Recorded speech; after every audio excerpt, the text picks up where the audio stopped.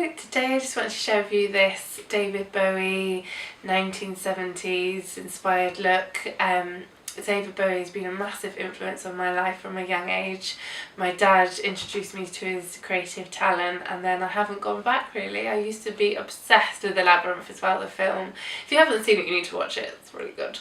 But yeah, he's a big influence on a lot of creative mediums, and I know that a lot of London Fashion Week shows I've done have taken influence from David Bowie, and I've had to do quite a few shoots where you're taking elements of it. So I thought I'd share this look with you and try and keep it nice and simple and quick, but I hope you enjoy. I've already done my skin quickly with a bit of L'Oreal True Match foundation.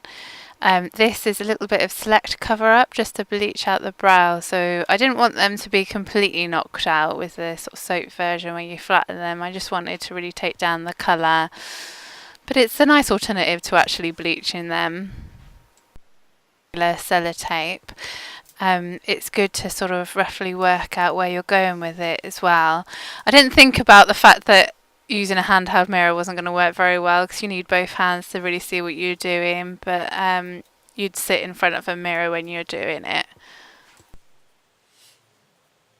Red. This one's a really creamy consistency, so nice and easy to blend. You could alternatively use a little bit of red lipstick. The only thing you may find is with any of these strong red pigments, they do tend to stain your skin a little bit. To use any of your favourite ones because it will leave a little tint to them. Invisible powder, try not to smudge the edges. I do this bit by feel because it's best to sort of try and hold down the tape so the product doesn't get underneath it. There's something so satisfying about pulling off the tape. It's very emollient, so you will make a little bit of a mess like I have. So I've just used a little bit of concealer and a flat edge definer just to clean up the edges. If you want the lightning bolt to be a similar sort of shape to David Bowie, it's worth looking at where it starts and where it hits the brows. Blue, I'm using the MAC Chromaline High Def Cyan. So it's slightly less emollient, slightly sort of thicker consistency, but you'll find it'll stay in place a little bit better.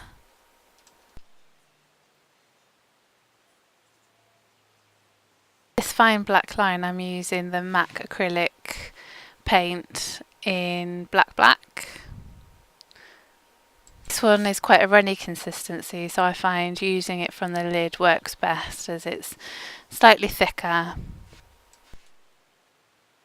The eyes and lips, I'm using matte cream colour base in Pink Shock and Red Real. First of all, just using a blending brush just to blend the pink all over the lid, and then going in with the darker red. I wanted to keep it close to the sort of original colours that David Bowie chose, but you could sort of change it up and maybe have red on the lid and like a red lip. David Bowie originally also had sort of pink shading all over his face. Thought I'd leave that out. This is a bit of Graft black eyeliner, so just working it around and blending it out with a MAC pencil brush.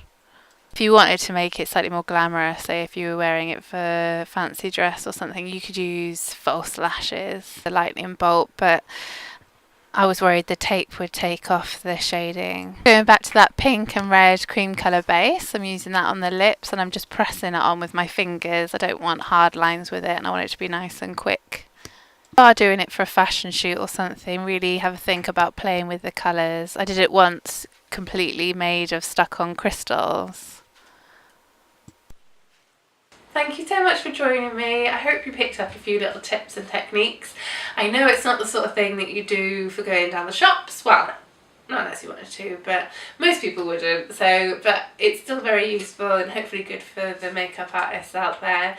And I'm looking forward to seeing you again soon. Bye!